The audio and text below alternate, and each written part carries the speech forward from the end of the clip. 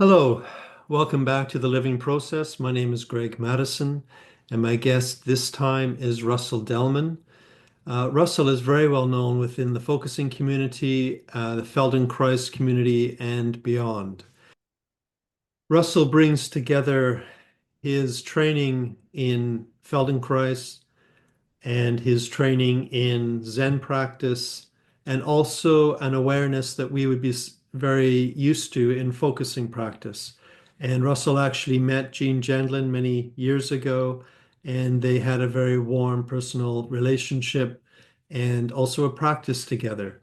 So, in the episode today, Russell talks a little bit about his interactions with Gene, but about much more and sort of about the importance of the physicality of the body and the importance of awareness, the importance of presence.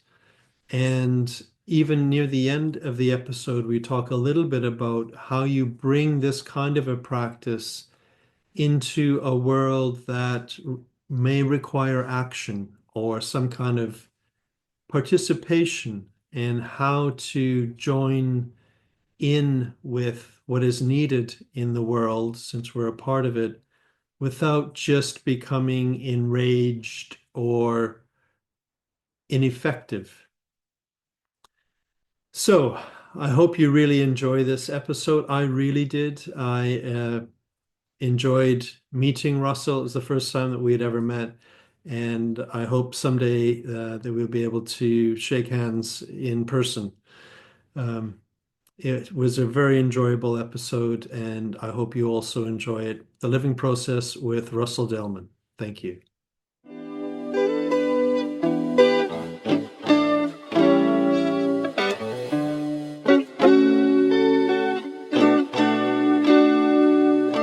And there we go. Oh, yes. Hello, hello. Hi, Russell. Hey, I recognize you yes, from pictures on the website or something. and watching a few videos. Oh, nice. Yeah. Mm. So thank you very, very much for meeting with me. Yeah, it's a pleasure to look forward to talking with you. Yeah, I've been looking forward to meeting you, and I'm grateful. I don't watch a lot of podcasts and stuff, but the ones I've seen of your interviews, I've been very taken with the atmosphere you create and the connections that you make. So that's been a great gift. Well, thank you. So, yeah, welcome. Um, I have my dog here and I have people working in my garden, so I'm hoping that's not going to interfere. Right? I hope I can meet your dog. Yes, well, you'll see him wandering around in the background, I'm That's great. sure. So the thing that I like to ask first, with you, it's slightly different because I normally ask focusing people like, how did you get into focusing? Um, but you're more than a focusing person. I think you incorporate what we know from focusing, but you also incorporate a lot of other things. So I'm curious just about your development. Like, how did you get interested in the things you're interested in? Mm, yeah, yeah. So, I mean, the long story goes back to my mother, but I'll Right? literally. I mean, I'll do it briefly. She was very challenged, back in the 50s as a woman living in suburban New York, and had she was quite intuitive, quite developed, and manic depressive, and really struggling in many ways. And we developed early on a unique relationship where I could listen to her in a way that was comforting to her, and in a way that my dad couldn't and my brother couldn't. And it was just karma or whatever. It was just, and then the really strange thing is she would tell me, "Oh, my calves are so tight," and I would rub her calves.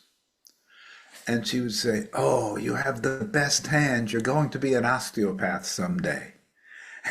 And I would say, "No, Mom, I want to be a psychiatrist," because she was seeing psychiatrists all the time. Mhm. And so that kind of laid the groundwork for, unbeknownst to me until much later, to a serious interest in body, mind, in what happened in human experience. And of course, that was not conscious for many years. Mhm. But that's really the origin story. And then the second, oh, hi, dog. Hello. And the second origin story is really as a freshman in college at university, I knew I wanted to study psychology, and I had my first broken heart. I had a love relationship that it was the first time I felt really consciously wounded in my heart. Mhm. And what came of that were two rather remarkable coincident things. I was taking a psychology course in which the professor was interested in human potential. And we had an article by Shunryu Suzuki Roshi, who wrote Zen Mind, Beginner's Mind, that many people know. I read the article and bam, I said, I'm going to start meditating. And I just sat and started sitting. That's 50 something years ago. It just grabbed me. And I don't quite understand how or why. Mhm. And the thing that got really clear, so that was the first. And the second thing with this broken heart, and I'm sitting, was I got aware that I was lost in my head most of the time. That I could go to class, I could even ride my motorcycle, I could function as a normal person, but it was the first time I got aware of the internal dialogue that was almost incessant and full of judgments and full of what did I do wrong, or all the things somebody with a broken heart might go through. So the combination of starting to sit and be alone with my own process, my own world, Mhm. and recognizing that, oh my God, when I eat, I might taste the first bite and not be there the rest of the time. Mhm. And I was not quite aware at the time that this was true of a lot of people, or maybe most, but it really stood out to me that what the Zen folks were talking about being present, and my living experience of being so, I would say 95% of the time absent, Mhm. just struck me. And that really is the second origin story, I would say, for my interest in, and then getting aware. I was a pretty physical guy, sports and stuff. Getting aware that, and this is emphasized in Zen, that if I could feel my body, I had a doorway to the present moment. And so I'd be on my motorcycle. Okay, I'm here now. Can you feel your breath? So I started using the meditation instructions to bring it into everyday life. And I realized, oh, this is the key for me. Mhm. So that all came quite early. I I'm moved by the first part of the story, and I suspect for most of us in the kinds of practices that you and I are interested in, um, it goes a long way back. Mm, Um, it sounded to me almost like maybe partly because of your early experiences that your interest initially, understandably, would go towards psychiatry and psychology. yeah. But then when you became interested in yourself, it sounded like it took a turn towards practice. Mm, Is yeah. that right? Yeah. I would say that is right. What there was a kind of desperation, Greg, I think, in this young guy when I look back at him at that time, um, to kind of make sense of living. Yeah. You know, it was like something opened. And, I have to also acknowledge that this was, 69, 70, 71, where psychedelics were starting in my world. Mhm. And not that I did a lot of them, but some that opened the doors of perception Mhm. and the kind of self-inquiry that was like, oh my God, Mhm. I am really missing the boat here. Mhm. And that's daunting. Yeah. And so practice became essential for sanity, we could say. I mean, I don't think I was going insane, but colloquially. And then the body connection, though that really resonated. And that's why I then moved toward yoga and Feldenkrais became my teacher and all like that. It's because it all fit together with Zen, embodiment, being present, being here. Mhm. It's really, as I talk to you about it, I haven't put it in these terms before, but it's coming now. I would call that an existential crisis Yeah. for that young. Yeah. Yeah. It sounds like it. And it's interesting how the body aspect of it became important for you because I think for a lot of people that strand doesn't become so prominent. And I'm curious, was it just the sports or what was it? Yeah, yeah, yeah. So let me take that fresh. Uh, I was very lucky. Um, Again, I mentioned this professor at university who was interested in human potential things, and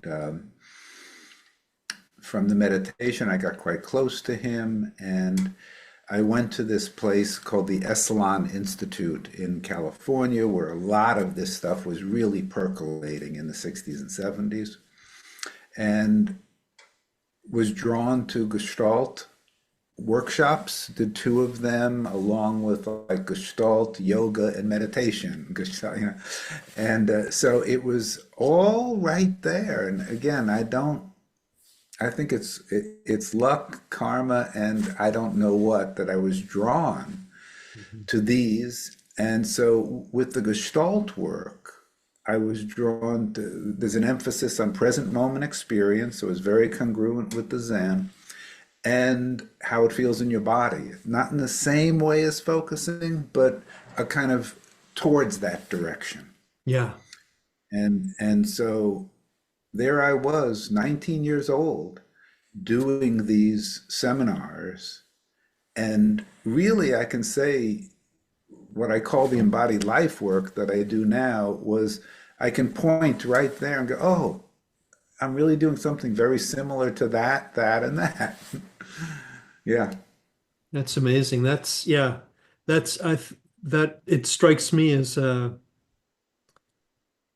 uncommon combination.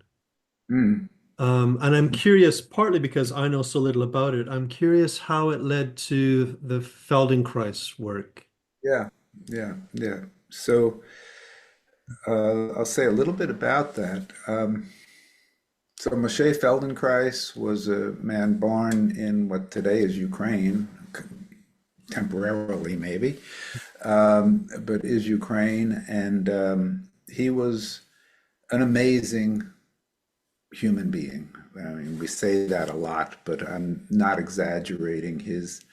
He left home at 14, witnessed pogroms of Russian soldiers killing Jews. He was Jewish. His two of his grandfathers were famous rabbis. He was not particularly Jewish, a religious Jewish. He was very Jewish identified.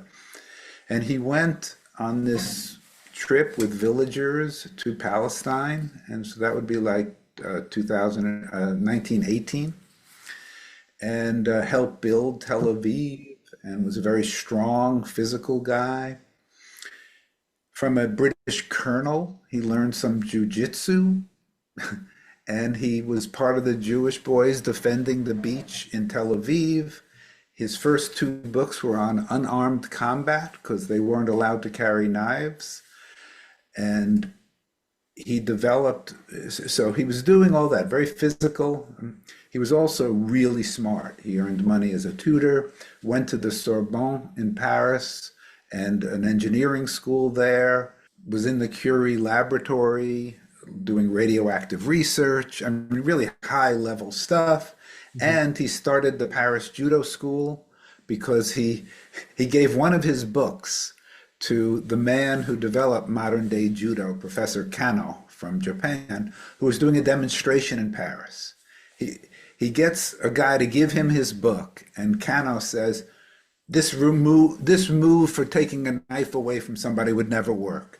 So he had Feldenkrais demonstrate it, and they added it to the judo curriculum, and they gave him private lessons in judo so that he could open the judo school in Paris while he's in this high level laboratory, and escapes with the radioactive research when the Nazis come into Paris, goes to UK and lives with scientists doing research on how to predict the invasion patterns of Japan, of the Germans.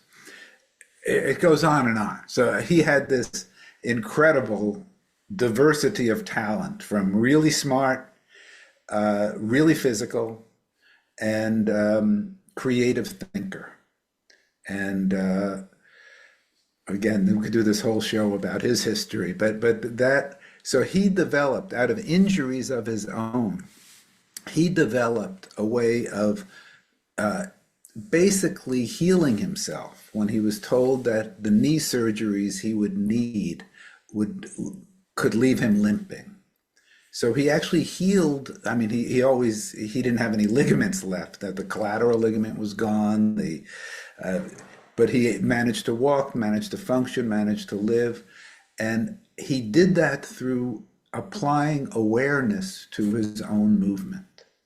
And he developed a work called the Feldenkrais method that has two parts. One is called awareness through movement, which are thousands of mostly slow movement lessons, learning to re-educate the nervous system for motor patterns, and hands-on work called functional integration.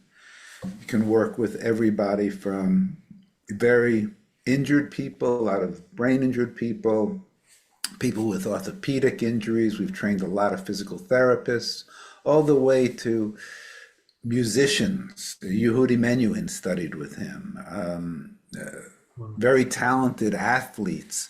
So it's the full spectrum of people learning to function better. And he was just brilliant in creating this. And I was very lucky. When I was at Esalen, a friend mentioned, if you ever get to study with this guy, Moshe Feldenkrais, he's the leading edge for the things you're interested in. And then a couple of years later, I was living in San Francisco, and I saw a notice that he was doing his first professional training in San Francisco starting in 1975. And so I joined it. Didn't know much about the work, just that he was highly recommended. And again, I feel like I was lucky, blessed, whatever you want to call it, to be in this direction. I had intentionally not read more about his work because this is kind of the early 70s where there was a kind of anti-intellectual, don't try to understand things in thought, experience them. So I said, okay, I don't want to go in with a lot of preconceived ideas. I want to just see what it's like. And so I was blown out, and that became my profession. That's how I earned money in the world, leading training, well, having a private practice, then leading training programs for many years. And on the side of that, I was also teaching meditation and working a little bit with what I'd gotten through Gestalt work. So I was starting to develop ideas about how mind, body, and inner inquiry could work. It sounds like you were quite naturally beginning to play with the integration of these different Exactly. Exactly. The gift, Greg, was that I saw that awareness, being present and awareness was the key to everything I was interested in, going back to the original insight Mhm. and how our embodiment not only could bring us into presence, but could also reveal what was living within us. So, well before I knew about focusing, Mhm. that direction was alive. And later on, through a mutual friend, a very wonderful rabbi named Zalman Schachter, who was a very well known rabbi, died a few years ago. He was friends with Gene, and he came to me for Feldenkrais sessions, and we got to be friends where Zalman was wild. He would say, you know why? You know why all the young Jews are going to the Eastern religion? It's because they experience something. They experience something. These old rabbis are dead. They're talking from their head. They don't know what. And, and so he would invite me to teach. He said, Russell, you come out Friday night, you do a little of this, get them breathing, get them moving, makes my work much easier. So I used to go to his seminars, his retreats, and teach Friday night and then leave. And because I was not a practicing Jew or anything, we just had a nice connection. So he connected me with Gene. He said, you got to call Gene Gendlin. You're hearing the same muse. You're hearing he was also from Vienna, from Eastern Europe. Okay. You're hearing the same muse. So I go, Zalman, I don't call people. I'm a little shy in that way. So after about a year of him saying this, I finally called Gene out of the blue and we connected. I'm curious. Yeah, I'm curious about that. That's that's a nice story. I'm curious about well, I'm curious about two things. Before we get to the connection with Gene, what was it in the Feldenkrais that really spoke to you? Because the way you described it, and again, I know hardly anything about it. The way you described it, it sounds like quite a very focused on the physicality Mm. and almost like a healing modality. And I'm wondering what was it that, Yeah, yeah. that's a insightful question. So from Feldenkrais's point of view, Mhm. it was really a learning modality. He liked to differentiate. It was healing, but he was saying, this is not therapy. This is not, healing is a byproduct of learning. Mhm. And the learning was that your nervous system was, before it was well known, he was talking about the plasticity of the nervous system for learning new patterns. He came up with that back in the 30s and 40s. And he was saying, we don't have to be stuck in our past learning. So he had done some psychotherapy as a client. He was also some Alexander work. Mhm. He was also interested in how, well, let me say it this way. Yeah, it's actually touching to talk about because somehow I'm seeing it all freshly sitting here with you. Um, I'm seeing his face. So Moshe got very interested, Moshe Feldenkrais, Moshe got very interested in how awareness is the key to learning new patterns of behavior, not only new patterns of movement, new patterns of behavior. How you, and he saw really clearly that our physical body was the infrastructure for our self-image, our thoughts, and our feelings. He saw the totality of that. And he said, we can work through the physical body at a deeper level than verbal work Mhm. because we get to the infrastructure of the breathing patterns, the sitting patterns, the how you stand. Mhm. So he got very interested in how to work with the totality of the human being so that he could get to his main interest, which was freedom. How awareness can lead you to making really new choices about your life. And I think this came very much from, right, he was living in Israel by this time. He came back from the war, was good friends with Ben Gurion, the first president. He was seeing the people come back from the concentration camps. He was, who were the people who were able to survive these environments? He got passionate about that. And he said, what do we need to, and this is very germane to the world today, to have people thinking for themselves, Yeah. to the gift of autonomy, the gift of agency, the gift of the I in the human being. How do we support that? I mean, he didn't use that language exactly, but freedom was his main goal for humanity. And so he saw it really in such an integrated way that working through the body was working with that person. That sounds fascinating to me. I want to say it back to you, knowing that I'm going to miss a lot of it. But first of all, it reminds me a little bit of Reich, the Reichian ideas of character armor and all that sort of thing, that working deeply with the physicality of the person is in some way working with the whole person, much more than working with just what they say. Mm. Um, but the important thing that you just said, one of the important things is the foundational aspect, it sounds like, is awareness itself, but not, oh, this is what it's a question really. I'm not reflecting, I'm asking. When you talk about the importance of awareness, I instinctively agree with that. But it sounds like you're not just saying awareness, you're saying awareness of the concrete physicality. There's something about the combination of the two. Is that right? Mm. Yeah. So often people who are interested in awareness kind of jump over the body. Yeah, exactly. They become aware of their thoughts, if they're thinkers, aware of their emotions, if they tend to be feelers.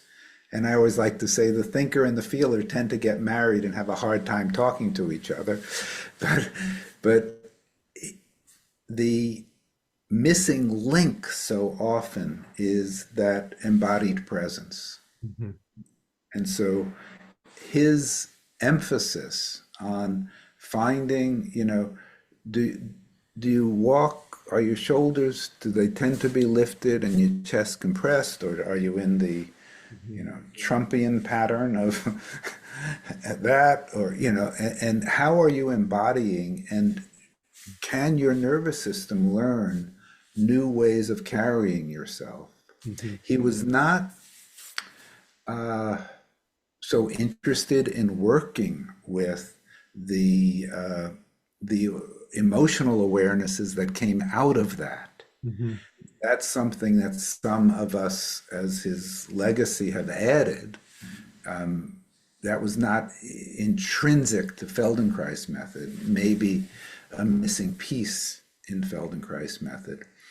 But and probably part of why the Feldenkrais method has been adopted mostly in the world of physical improvement and less in the more global way. But you mentioned Reich. It's so interesting. He was teaching at Esalen at one point in 1972. He was brought over by kind of the bigwigs there because they had heard about him, and he had these major arguments with the Reichian, with the bioenergetic people, the people who were all into working it through the body, and he said, human beings are not steam engines where they have this pent up energy. So that whole concept is wrong. We have to look at this brilliant brain and how it gets into patterns. And so he was talking from a totally different model. And I don't I think there is value to the Reichian perspective, bioenergetic perspective, to the view of pent up this, pent up that. But he loved to ask, not to ask, to point out people's primitive thinking, he would call it, and and really challenge people. I mean, that was my first experience of him in the San Francisco training. Was he would challenge, we would say something. A lot of us were hippies or this or that, and we'd talk, oh, the energy flowing through after a lesson. What's energy? Do you know what you're talking about? Tell me what this energy is that you're. He would just, Yeah. because our thinking was very primitive, I would say. It makes me wonder if he was interested in the concreteness of the physical body, but he wasn't interested in concrete thinking. Yeah, yeah, nice distinction. Nice distinction. One of the great gifts that I think he brings, and I don't know that it's appreciated enough, it certainly was central for me, was to question your beliefs, was to be able to, that unless you can look at something from at least three and at least, and ideally at least 5 points of view, Mhm. your thought is not free. Mhm. That if you can only see this perspective on something, you're seeing out of your conditioning. Yeah. You're seeing out of your cultural or family or personal conditioning. If you want a free thought, you need to be able to look from multiple views, but Mhm. then not get paralyzed in your action. It's not that everything becomes equal. It becomes, he loved Rousseau's comment, until you can argue passionately from your from the other's point of view, you don't really understand your own. Yes. Isn't that brilliant? That is fantastic. Yeah. Yeah, no, I love that. It reminds me of times when I have purposely tried to think something through from the opposite point of view Mm, and noticed what difference does it make in my body? Does it make me feel more alive or more sort of expansive or less? mm, Often it makes me feel more expansive, and I don't think it's because that reframing is necessarily true, mm, but it stops me from being trapped in the previous, mm, as you say, conditioning or sort of way of thinking. The other thing that you were saying that I want to just jump back to for a second, if I've understood you, it makes me also remember times when I could be walking down the street and notice that I'm walking in a particular way and consciously change my walking mm, and notice what a shift it makes in my whole kind of experience of myself. mm, mm, And I'm thinking as focusers, sometimes we can then become very interested in that change of experience, the kind of the almost the emotionality or the felt sense of it, and not appreciate just the opening mm, mm. comes. Brilliant, Yeah. brilliant. Yes, yes, Yeah. yes, yes. Can we go back to when you met Jean and sort of I'm wondering because you're coming from complementary but slightly different angles, I'm wondering how that worked for the two of you. Yeah, yeah, yeah. Again, I get to go into memory, and Jean is so. Yeah, I feel like I can have these intimate pictures of Moshe, and now Gene comes in, and Yeah. it's great to have him in the room while we talk. And yeah, so I called him out of the blue, and part of the motivation, as I said, was Zalman encouragement, but also what happened. I was teaching in Munich, and I was doing what I called Embodied Life seminars, which had a lot of Feldenkrais movement, had meditation, and had what I called guided inquiry, where I would guide people to listening to how their body is, how their life is living in their bodily experience. And I had a woman come up to me who turns out she was a focusing teacher and gave me a book on focusing and said that, no, actually gave me, it wasn't Jean's book, it was excerpts from Ann Weiser Cornell, one of her things, and said, you must know focusing. I said, no, I don't. What is it? I've heard of Gene Gendlin through a friend. He goes, well, what you're teaching is so similar. And I said, really? And so then I read that and I said, wow, there's a lot of overlap. So that was also part of my motivation in finally calling Gene. So we got together, went to his house in Westchester, and we just hit it off really in a lovely way.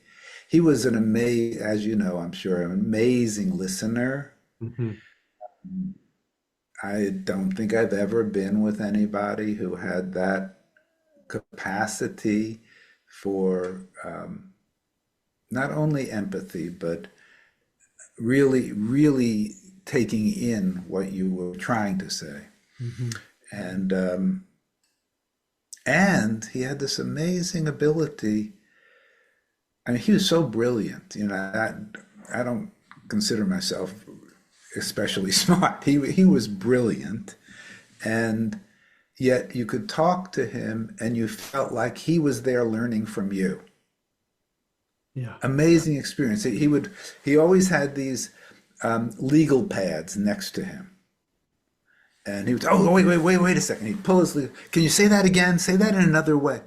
And I'd leave there feeling like, wow, I felt so seen Mhm. and valued that it really said, no, there's something here. Yeah, I'm onto something, but this guy is taking it much further.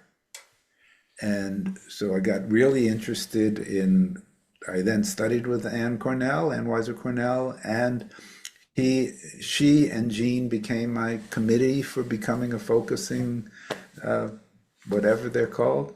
And so I would meet with him, and I took her for, what are they called? Not segments, for Levels. levels. There we go. And that opening to the focusing world showed me two main things. One, I was on the right, I was in a very good direction, and boy, did I have a lot more to learn. Because it was clearly so much more sophisticated, so much more articulated, so much more teachable, so much mores. I could imagine, especially with Anne and Jean, that you might find new ways of teaching. Uh, Mm. but it's not clear to me what you would have picked up that was new, because it seems like you Oh, were so much in that direction. yeah, yeah. So, yeah, let me let me see how to articulate that. Mm. Yeah, so the language of felt sensing open new territory. The emphasis on feeling in your core, of the specificity that he could bring, the specificity of language, which became early on with a passion of mine, learning through him. Mhm. The I think it's David Bohm maybe who says something that's very important to me is language not only describes, it creates. Language not only describes experience, it creates experience. I'm adding that word to it. Yeah. When we get that, Mhm. it's a remarkable opening to say, finding the precise way it actually feels in there Mhm. is not only getting it right or something, it's furthering it. Yeah. It's helping it go forward in life energy. That was new for me and so beautifully articulated by Jean that I felt like a whole world opened. That's interesting. Yeah, that so there was something about the creative aspect of carrying forward.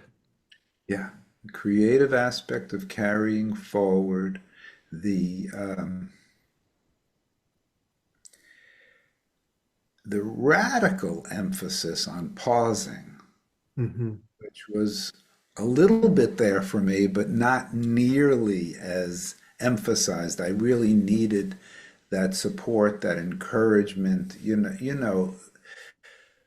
Especially when you're teaching, the you don't like to have a lot of dead space. You're going forward. You're bringing new things, but to learn, oh, this is not only good; it's essential Hmm. for people to really get what's going on inside and to be encouraged to what we say in Zen, turn the light around, Yeah. turn the light from looking outside to looking in. And so that deepened things so much for me. And I think for people studying with me, just like I felt permission to pause and wait and see and listen, it gave them much more permission, which is a revolutionary thing in most dialogue. Yes. Yeah, Yeah, I know for me when I'm teaching, I often point out when I'm pausing that it's not that I just don't know what to say next. mm. It's not like I've just dried up. Right, right. It's that there's so much to say that I have to pause and wait and see what should come next. Yeah, Um, beautiful. but let me ask you, um, there's so many things I want to ask you, but maybe this feels like a leap, but I'll take it anyway. Go Uh, ahead. I'm curious. Well, one thing that um, I'm not sure about that might be different in the focusing world and might be something about focusing that needs a little more thought, perhaps, is that in the focusing world, the setup is often a dyad. There's often a focuser and a listener. And I'm wondering if in your work, the way it's developing, if you set things up like that as well, or yeah, how you Yeah, practice. yeah. I still think that dyads are incredibly helpful for Mhm. most people. I Mhm. think I do, as most people do, I do teach a kind of self-focusing, and I do a lot of self-focusing myself. Mhm. And I really appreciate that what once one gets experience through dyad work, how much that can help the self-focusing. I'm very interested, Greg, in the power of taking a focusing attitude in everyday life, and that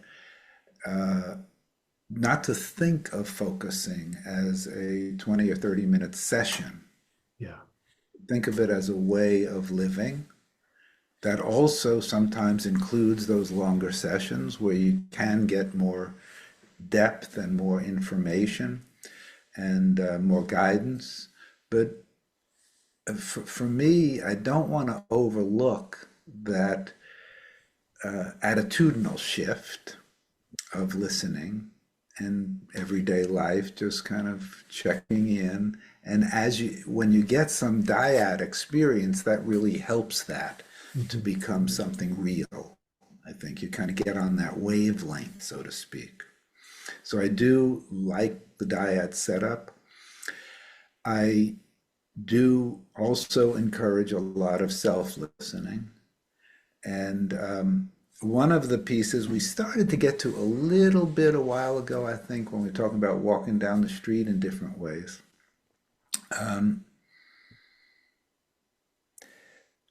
I think one of the uh, gifts of presence is just to be present. Just that life is a gift right now, Mhm. sitting here with you in this moment. I'm sitting in this chair. I know I'm here. I can go toward, if we took some more time, the felt sensing of this moment and get more detail about that. But I want to argue for that initial experience of just being alive in this physical body, in this moment. There's always an environment in every moment. There's always a physical body in every moment. And to open to the gift of that, that is the language isn't right, but it's close. It almost precedes the interest in the felt sensing of the moment. Mhm.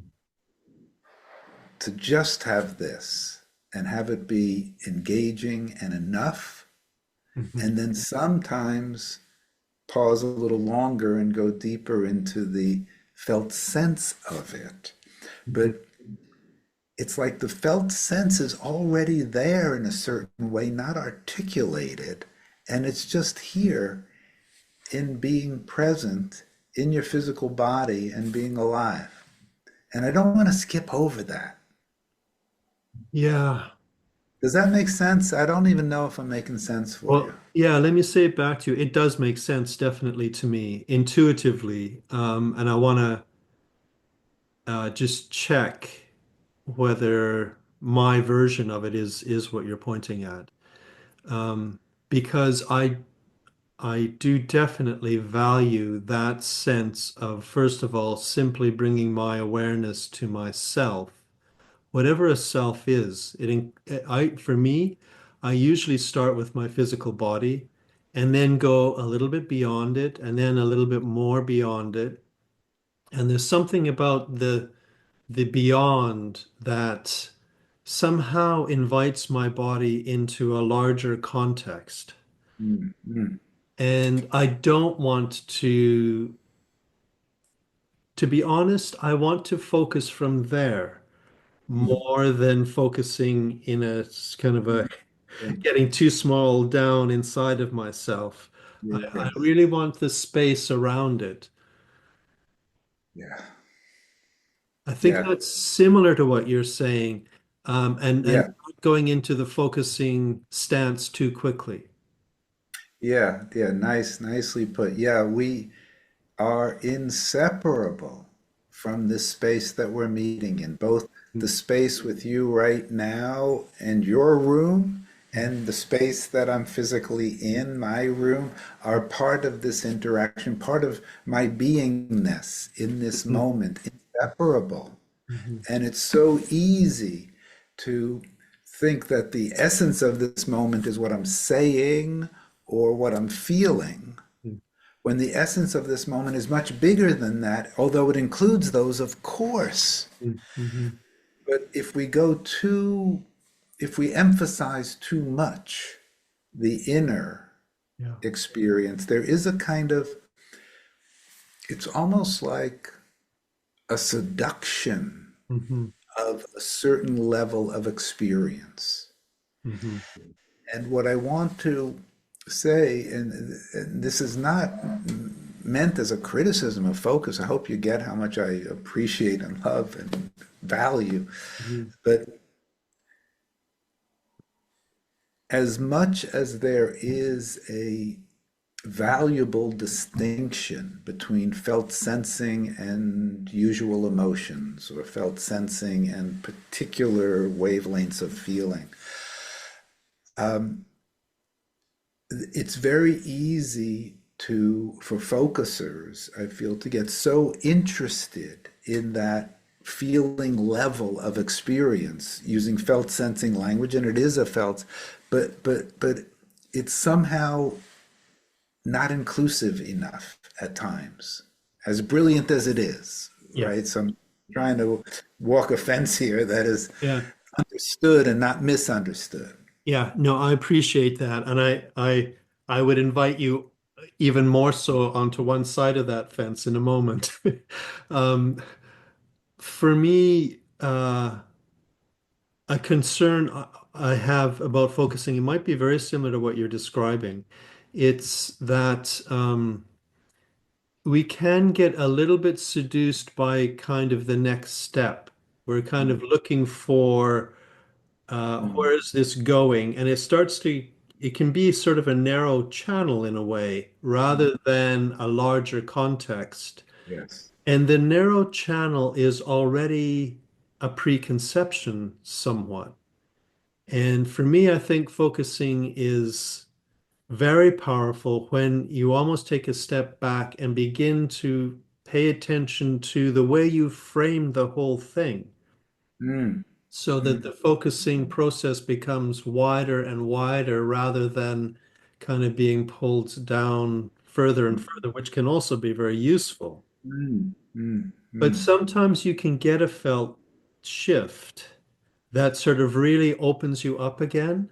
mm, And in focusing, I think we don't stay with that long enough.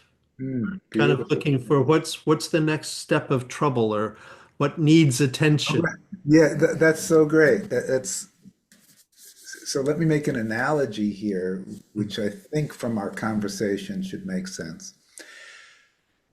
When I was talking about Feldenkrais, and I was talking about his big vision of freedom of the human being, Mhm.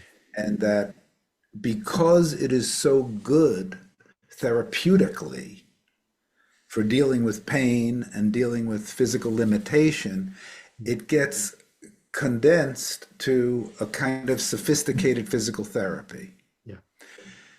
I see something like that in the focusing world because it has such great therapeutic applications. It's bigger livingness of the the joy of being alive, the just this is enough very often. And that, of course, I come to through Zen practice and the uh, the gift of present moment awareness that isn't particularly feeling based, isn't, but it's not ignoring feeling. It's Mhm. not particularly thought based. It's not particularly forward, where are we going next? It's really, we're here together. That's, I mean, I can get a little corny sounding. This is love. This is a love of life. This is a gift of life, and to not turn it into how do I get better, Yeah. or what's the next thing, or what's wrong with me. Oh, I should have this more often. Let me look at that. Yeah. Is a real error of a brilliant something that is often brilliant gets compressed in an unhelpful way. Yeah, and I totally agree with that. And as I was listening to you, I was thinking the feeling sense is still there. It just becomes slightly more subtle. Yeah, Um, that's right. yeah, it's not absent. It's not absent at all. It's Yeah. not it's implicit, Yeah. and it's there. Hmm. It's not needing to be articulated Hmm. all the time. It can be, but there's juice. There's juice there. I don't need to say what kind of juice it is right now. I can feel the juice.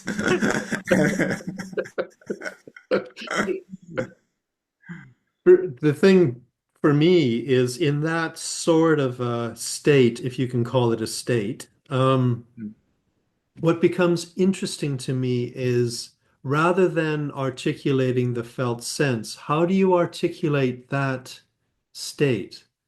mm, Like how can there be a kind of an understanding of that beingness mm. without it be in any way restricting the beingness? Yeah, yeah, yeah. So this is it's really the cutting edge in the world of Zen. Actually, is you start articulating, and the Zen master wants to wash your mouth out with soap or something, and and yet the value of articulating is sometimes missed in that world. Yeah. So they use this kind of inscrutable language very often, or confusing ways to try to not get you to fall into old mental patterns that then bring you into your history as opposed to your presence. So that's part of the function of strange speech, we could say. And Gene recognized that in his own way when he would differentiate public language from, what's alive in your experience that can be accurately from the point of view of in there, Hmm. right? Can be said. But what is it? So back to your question, what is it? So yeah, it's a beautiful edge to be on, and this kind of where my experience of Zen and my experience of focusing meet, and how they're different and aligned and work together and need some barrier between them. Like when I'm teaching in my training programs, how people who are adept with the focusing element want to bring that into their meditation. I say, whoa, wait a second. We need a kind of not a firm line, but we need it's kind of like a corpus callosum that connects and separates at the same time. And then the people who are more the Zen folks, and they are less comfortable at first getting into their felt sensing and all like that, how they need encouragement not to turn focusing into another kind of meditation. Oh yes, I'm feeling that. I know. They need to kind of loosen the grip of traditional zazen or something. So, so it's a very familiar edge for me. And in everyday life, it kind of plays like that. It plays like, there's nothing to say, and now it wants some words. Now it wants some expression. It's part of my passion for poetry. It wants you a unique expression, or sometimes it just wants a hug, or it just wants a big smile Hmm. of the gratitude for being alive just in this moment, and the irrepeatable that this is unique and we're here. Hmm. and and how did that happen? I don't know, but I'm just going to celebrate and continue being here. I mean, that does, I'm curious if this is true for you. For me, the kinds of practices that I think you're talking about and my focusing practice, it it does lead me to, I don't think it leads everyone. It depends on, I guess, the purpose for the practice for each person. But for me, it does lead to questions of what is this? Mm, Like, what is mm, this? What is it? Why does awareness make such a mm, difference? What is awareness? And is it mm. mine or am I its? Or, I'm I'm Yeah, curious yeah, if you get in that territory, what you make of it. yeah. Well, let me start with a story. Mm. So there was this is a true story. There was a conference, a Buddhist conference, and there was a Theravedic Vipassana oriented teacher, mindfulness and all. There was a Tibetan teacher, and there was a Zen teacher. The Zen teacher was a Japanese guy who I had actually studied a little bit with, and he picks up an orange and he goes, "What is this?" What is this? He's kind of samurai, Rinzai's, what is this? The Tibetan guy goes to the Vipassana guy and says, they don't have oranges in Japan? Right? So, so we can get a little bit out there with what is it really, Yeah. you know? But for me, though that really, that level of questioning rarely exists. Mhm. There really is, um, how do I want to say that? Hmm. There's just such gratitude for the moments of being alive, Mhm. whether it's myself. I live near the ocean here on Cape Cod, whether it's myself out there or in my yard or with my wife or daughter or you right now or what, that those moments are so rich. Um, yeah,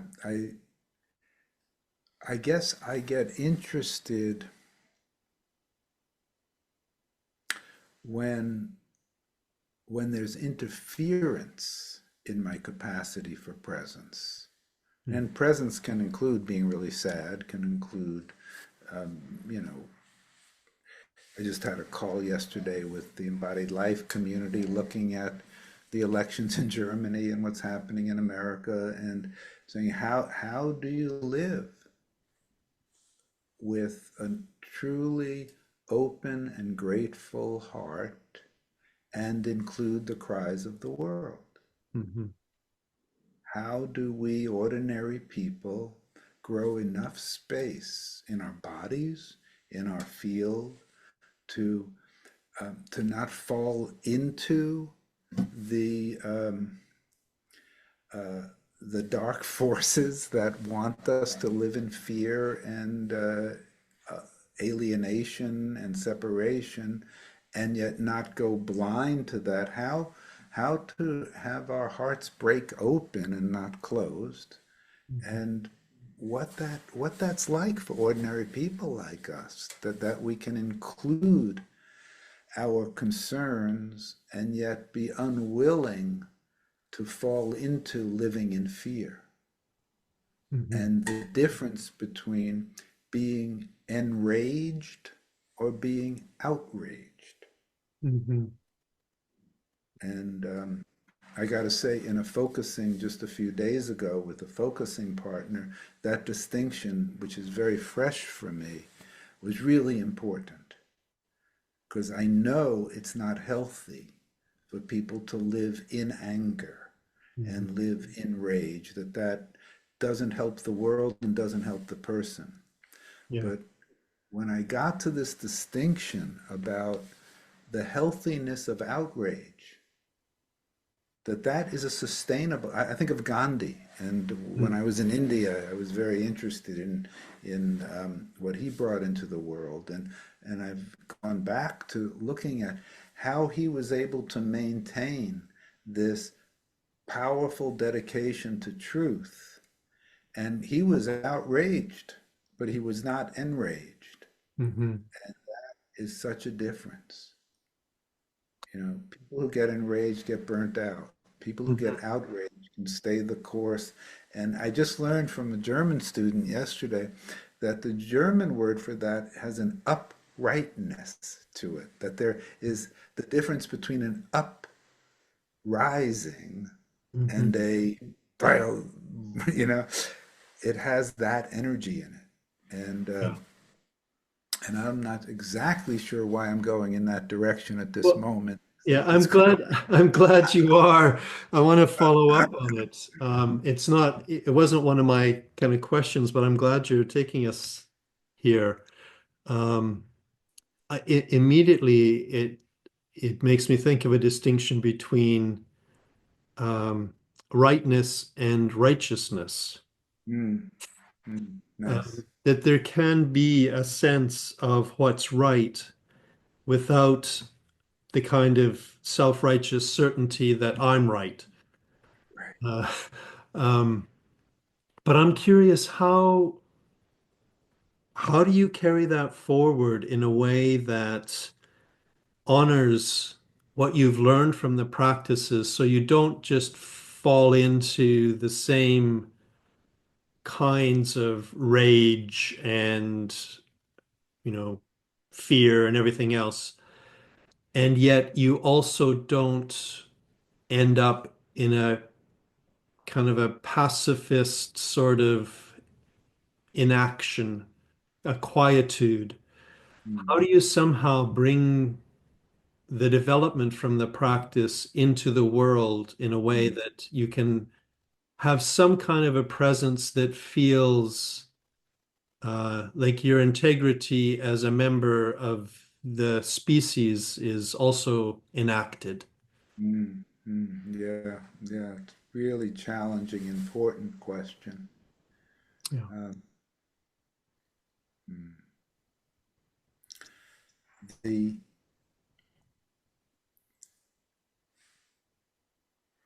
I recognize how essential it is that. No, I want to start differently.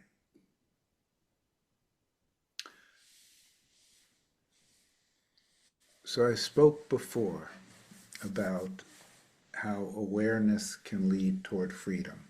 That was Feldenkrais's basic thing. I want to extend that in my understanding. I see a direct line from embodiment to being present, right? Like I spoke to my original sense of I'm here now. Mhm. That being present is a precondition, but not the same as being aware. Mhm. Presence opens that door. We can go through it or not. So embodiment opens a door to presence.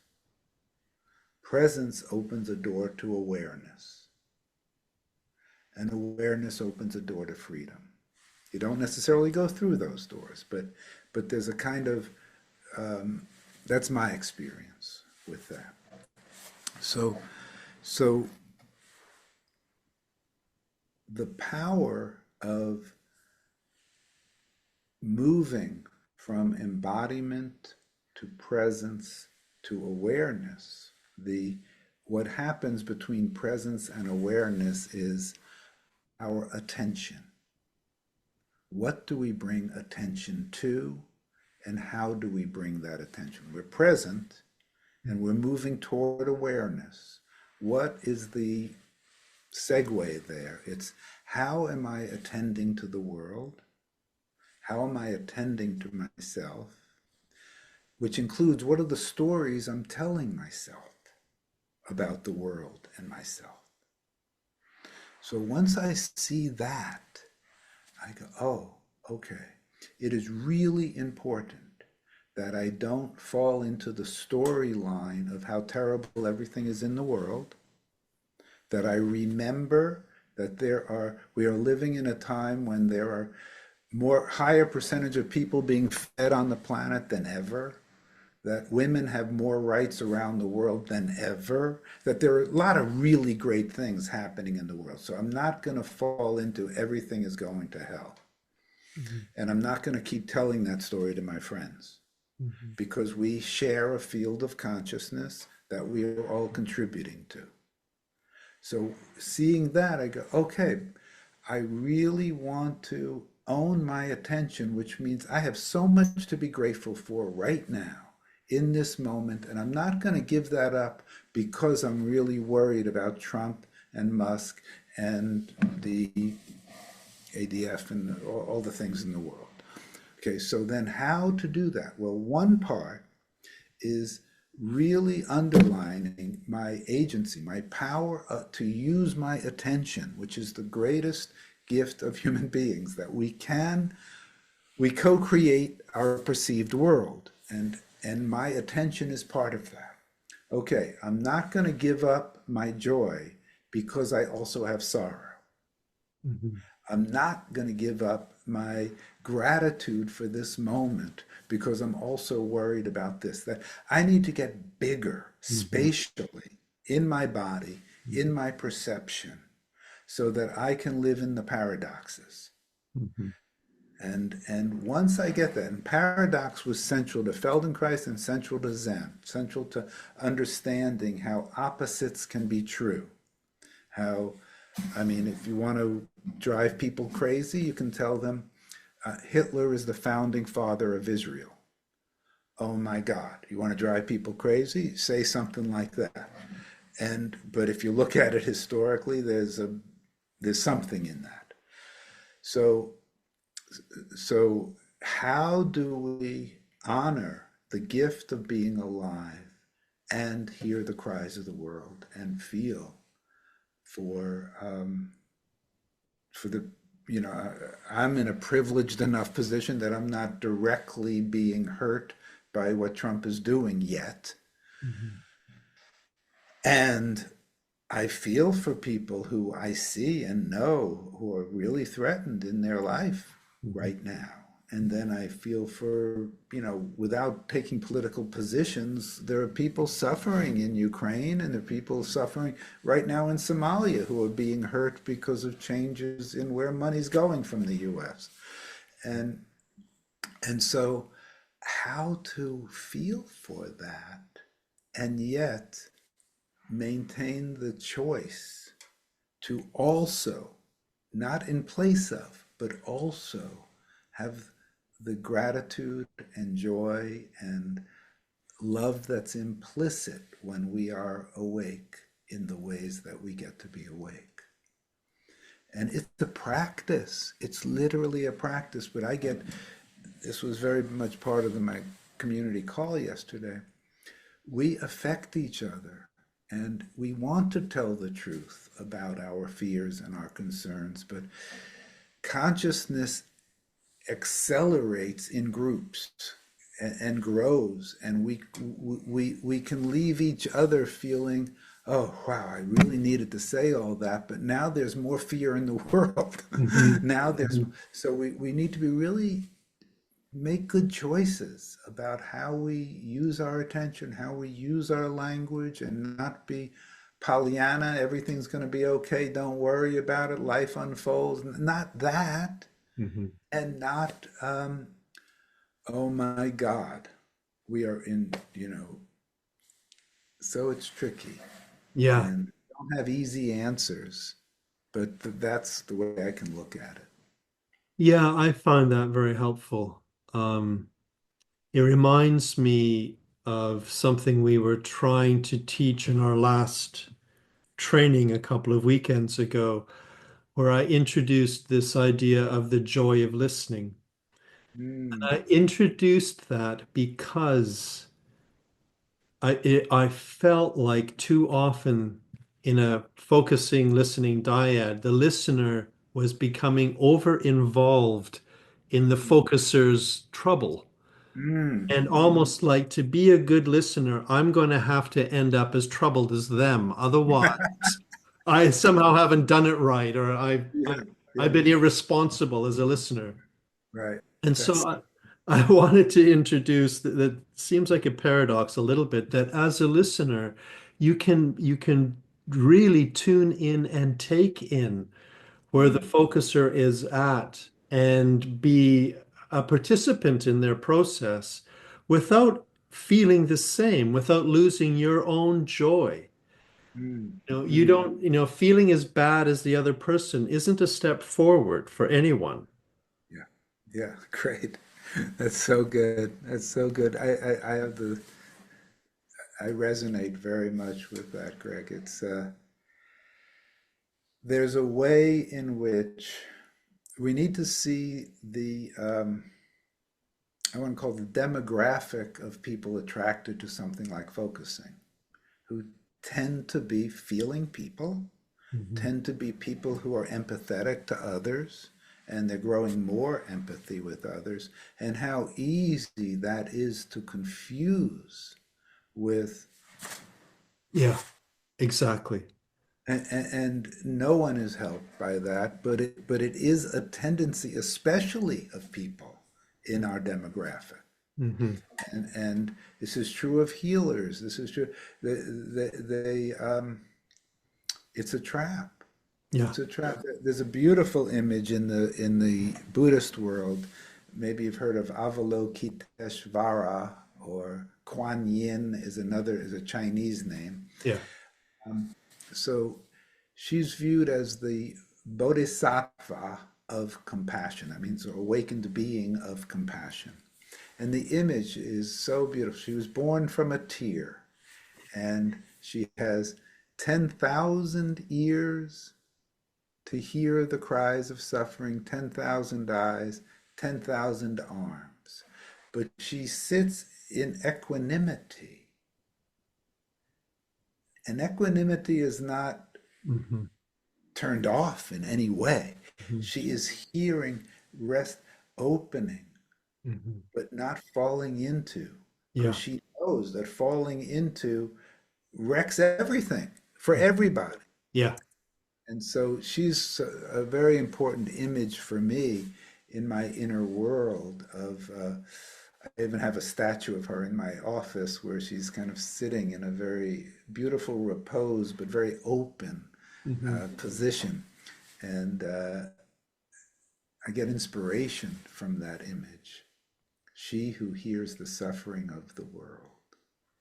Yes. It makes me think that what we're pointing to is it isn't indifference, but it's maybe a little bit closer to indifference than sympathy. Mm, And yes. something of that, a step back into one's wider space. Yeah, yeah, yeah. Well, it's a great direction. We could say first principle of Zen is not knowing, Hmm. not knowing. And not knowing means to hold our own story lightly and the story of others lightly. Hmm. So when I look back, I was just writing about this recently. It's going in my newsletter today, actually. Um, we really don't know what leads to what. When I look back on my life, my biography, a number of the really worst things, the car accident that really hurt my neck significantly, um, I wouldn't wish it on anybody, but it was essential to my development and my understanding, my experience of compassion and pain and et cetera, et cetera. And I look back at that broken heart I described at the beginning. Would I get rid of that? Wow, Hmm. that I don't think I would have been on that cushion. I would have been drinking beer with the boys. Hmm. I mean, I also did that, but it would have been more central to my college experience. So, it's hard to say what unfolds into what. So it's really wise to um, to question Hmm. the goodness and badness of things without turning everything into, well, I guess everything's okay. Yeah. No, we Yeah. take steps, but we don't come to conclusions Yeah. about, you know, and it's,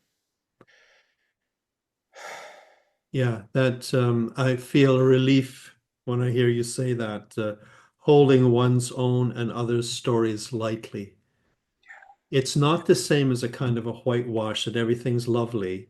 mm-mm, It's just not, I mean, you can feel it bodily when mm, you're holding something in a way that it actually constricts. Your body immediately goes, whoa, you're making me way too small here.